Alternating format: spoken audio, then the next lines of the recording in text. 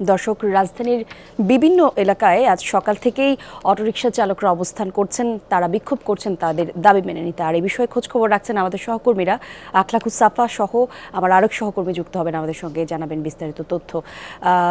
সাফা, একটু জানাবেন, আপনি তো এখন আছেন নতুন বাজারে, সকাল থেকেই আপনি সেই রাস্তার খোঁজখবর রাখছেন। এখনকার পরিস্থিতি কেমন দেখতে পাচ্ছেন? যারা অটোরিকশা চালক আছে তারা কিছুটা শান্ত হয়েছেন কিনা একটু জানাবেন আমাদের পরিস্থিতি।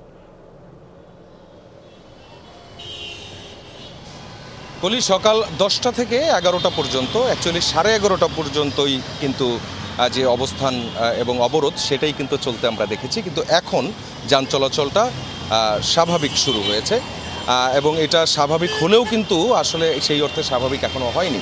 কারণ আপনি জানেন যে এই যে পথটি প্রগতি সরণি হয়ে রামপুরা এবং মালিবাগ পর্যন্ত যে রাস্তাটি, এখানে খুব স্বাভাবিকভাবেই যদি কোনো একটি গাড়ি বিকলও হয়ে যায় এবং তার পিছনে যেই পরিমাণ যানজট সৃষ্টি হয়, সেখানে 1 থেকে 1.5 ঘন্টা ধরে যখন এই অবরোধটা চলেছে, তখন কিন্তু সামনে পেছনে যেই পরিমাণ গাড়ি আটকে থেকে যানজট তৈরি হয়েছে, এখনও কিন্তু সেই যানজট থেকে মুক্তি মেলেনি।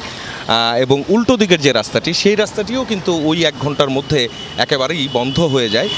কারণ এদিকে যে ইউটার্নগুলো আছে, সেই ইউটার্নগুলোও বন্ধ ছিল। সেই হিসেবে কিন্তু ঝক্কি ঝামেলা, মানুষের যেটা ভোগান্তি সেটা কিন্তু থাকছেই। এখনও কিন্তু সেখান থেকে মুক্তি মেলেনি। যানজট কিন্তু এখনও লেগেই আছে রাস্তায়। স্বাভাবিকভাবে এই সময় এত পরিমাণ গাড়ি কিন্তু এই রাস্তায় থাকে না।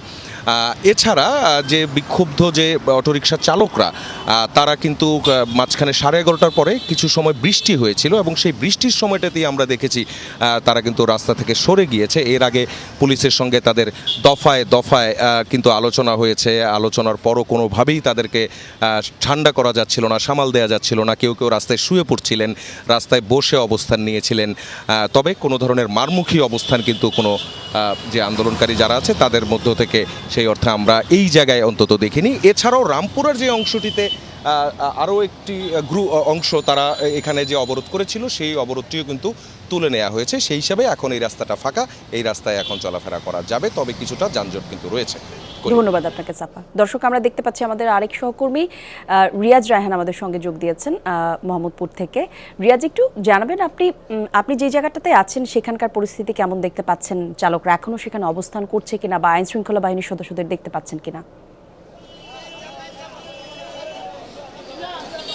মোহাম্মদপুর বেড়িবাজারে ঠিক রায়ের বাজার যে এলাকাটি রয়েছে, সেই এলাকার সামনের যে অংশ, সেখানে অটোরিকশা চালক যারা রয়েছেন তারা জড়ো হয়েছিলেন সকাল 10:30 থেকে 11টা নাগাদ এবং এখানে এসে রাস্তা অবরোধের চেষ্টা করেছিলেন বটে, কিন্তু আইনশৃঙ্খলা বাহিনীর সদস্যরা সজাগ থাকায় তারা সেটি সম্ভব হয়নি এবং তাদেরকে বুঝিয়ে, এবং আমরা দেখেছি হাজারীবাগ থানার ওসি সহ অন্যান্য কর্মকর্তা যারা রয়েছেন তারা সবাই এসে তারা তাদেরকে রাস্তা থেকে সরিয়ে পাশের যে গলিটি রয়েছে গলির মুখে সরিয়ে দিয়েছেন এবং তাদেরকে বলেছেন যে তাদের যে দাবি দাওয়া রয়েছে সেই দাবি দাওয়া নিয়ে সরকারের উচ্চ মহলে বা যোগাযোগ বা সড়ক পরিবহন মন্ত্রণালয়ে কথা বলার চেষ্টা করা হচ্ছে। তাদের যে নেতৃবৃন্দ রয়েছেন তারা কথা বলছেন এবং সেই কারণে গতকালকের অনাকাঙ্ক্ষিত পরিস্থিতির পর আসে যাতে কোনো ধরনের সমস্যা না হয় বা মানুষের যাতে জনজীবন স্বাভাবিক থাকে, যান চলাচল স্বাভাবিক থাকে, সেই জন্যই তাদেরকে সাথে সাহায্য চাওয়া হয়েছে।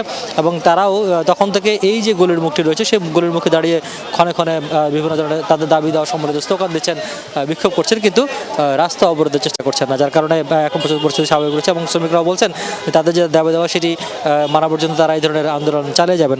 তবে পাশাপাশি তারা আরেকটি কথা বলেছেন যে এই যে অটোরিকশাগুলো বন্ধের নির্দেশ দেওয়া হয়েছে, অটোরিকশাগুলো মূলত যে ব্যাটারিতে চলে বা যেসব যন্ত্রাংশ দিয়ে চলাচল করে, যে মোটর দিয়ে চলে, সেগুলো যদি আমদানি নিষিদ্ধ করা যায় বা সেগুলো যদি উৎপাদন বন্ধ করা যায় এবং সেগুলো এই যে অটোরিকশাতে ব্যবহারের যে বিধি বা সেটি কঠোর করা যায় বা ব্যবহার যদি না করতে দেওয়া হয়, তাহলে এই যে অটোরিকশা সেটি আর প্রস্তুত হবে না, চলাচল হবে না এবং সেক্ষেত্রে তারা হয়তো বিকল্প কর্মসংস্থানের ব্যবস্থা করতে পারবে।